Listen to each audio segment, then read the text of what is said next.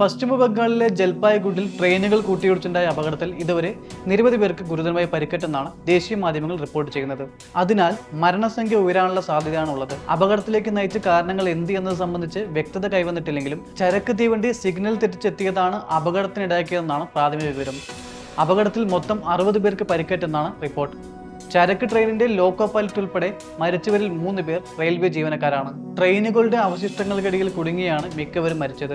അപകട കാരണത്തെക്കുറിച്ച് ഔദ്യോഗിക സ്ഥിരീകരണം ഉണ്ടായിട്ടില്ലെങ്കിലും ജീവനക്കാരുടെ പിഴവാണ് അപകടത്തിലേക്ക് നയിച്ചത് എന്ന പ്രാഥമിക നിഗമനത്തിലാണ് റെയിൽവേ. കാഞ്ചൻഗംഗ എക്സ്പ്രസിന്റെ പിന്നിൽ ചരക്ക് തീവണ്ടി ഇടിച്ചു കയറുകയായിരുന്നു. ഇടിയുടെ ആഘാതത്തിൽ പാസഞ്ചർ ട്രെയിനിന്റെ 3 കോച്ചുകൾ പാളം തെറ്റി. അപകട കാരണം അറിയാനുള്ള പ്രധാന സാധ്യത ചരക്ക് ട്രെയിനിന്റെ ലോക്കോ പൈലറ്റിനോട് സംസാരിക്കുക എന്നുള്ളതായിരുന്നുവെന്നും എന്നാൽ ദൗർഭാഗ്യവശാൽ അദ്ദേഹം മരണപ്പെട്ടെന്നും റെയിൽവേ ബോർഡ് ചെയർപേഴ്സൺ രേഖ ശർമ്മ വാർത്താ സമ്മേളനത്തിൽ പറഞ്ഞു. കാഞ്ചൻഗംഗ എക്സ്പ്രസിലേത് പഴയ കോച്ചുകളോ ഉയർന്ന സുരക്ഷാ സംവിധാനമുള്ള LHB കോച്ചുകളായിരുന്നില്ല കാഞ്ചൻഗംഗ എക്സ്പ്രസിൽ ഉണ്ടായിരുന്നത് എന്നാണ് റിപ്പോർട്ട്.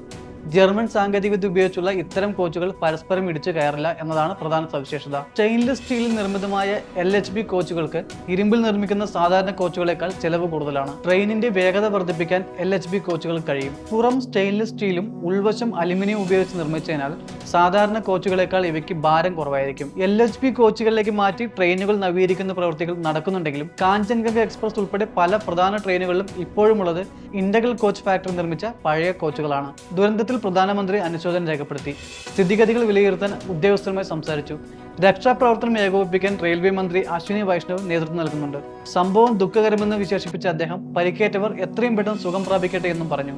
കേന്ദ്ര ആഭ്യന്തരമന്ത്രി അമിത്ഷായും ദുരന്തത്തിൽ അനുശോചിച്ചു. അതേസമയം പശ്ചിമ ബംഗാളിൽ ഉണ്ടായ അപകടത്തിന്റെ ഉത്തരവാദിത്തം ഏറ്റെടുത്ത് റെയിൽവേ മന്ത്രി അശ്വിനി വൈഷ്ണവ് രാജിവെക്കണമെന്ന് കോൺഗ്രസും RJD ഉൾപ്പെടെ വിവിധ പ്രതിപക്ഷ കക്ഷികൾ ആവശ്യപ്പെട്ടു. രാവിലെ 9 മണിയോടെയായിരുന്നു രാജ്യത്ത് നടുക്കിയ അപകടം. ത്രിപുരയിലെ അഗർത്തലയിൽ നിന്നും പശ്ചിമ ബംഗാളിലെ സെൽഡിയിലേക്ക് സർവീസ് നടത്തുന്ന 13-174 കാഞ്ചൻഗംഗ എക്സ്പ്രസും ചരക്ക് തീവണ്ടിയുമാണ് അപകടത്തിൽപ്പെട്ടത്. ജൽപായ്ഗുഡി സ്റ്റേഷനിൽ നിന്ന് യാത്ര ആരംഭിച്ച എക്സ്പ്രസ് സിലിഗുരിക്ക് സമീപം രംഗബാണി സ്റ്റേഷനടുത്ത് വെച്ചാണ് അപകടത്തിൽപ്പെട്ടത്.